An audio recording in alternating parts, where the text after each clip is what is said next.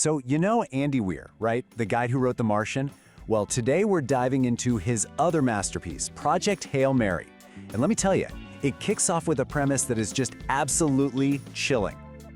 Okay, I want you to really put yourself in this situation. Imagine waking up, right now. You're not in your bed. You're in deep space. You're completely and utterly alone.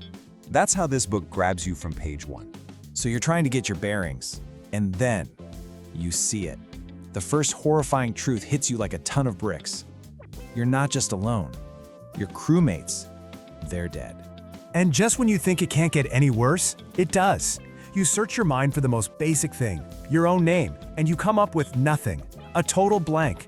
Your identity is gone. So let's recap, shall we? You're in space. Your crew is dead.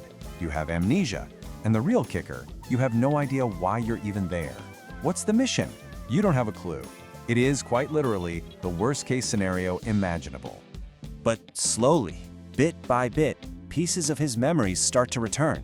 And our hero, Ryland Grace, figures out that this isn't just about him surviving. Oh no, the stakes are way, way bigger than that. The fate of, well, everyone rests on his shoulders.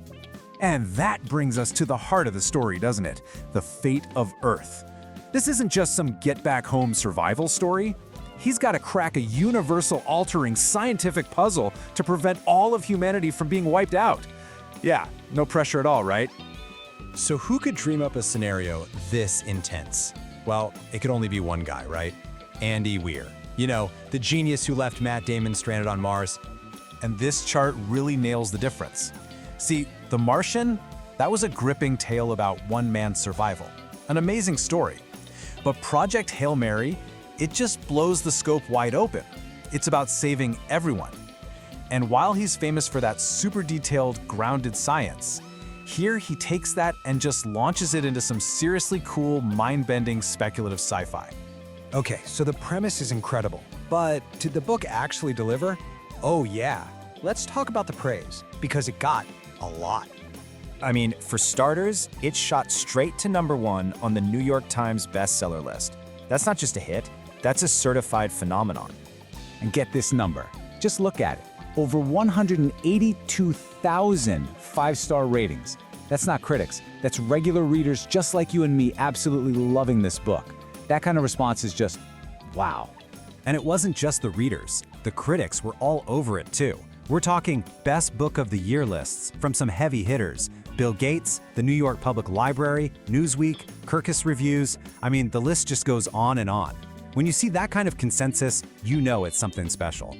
And I think the Washington Post summed it up perfectly. They basically said, hey, if you loved The Martian, you are gonna go absolutely crazy for this one. It's like a direct message to all of his fans, get ready. All right, so we've got our hero, he's alone, he's got amnesia, and the world is counting on him. But that's really just the beginning of the story. So, what happens next? And this is where the book really throws you a curveball.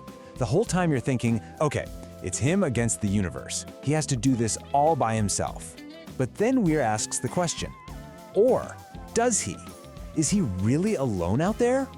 And listen, the story isn't stopping with the book. This thing is so epic, it's being made into a huge movie starring none other than Ryan Gosling. I mean, perfect casting, right? So if you want to get in on the action and read the story before it hits theaters, and trust me, you do, we've got you covered. The link to this book is in the video description.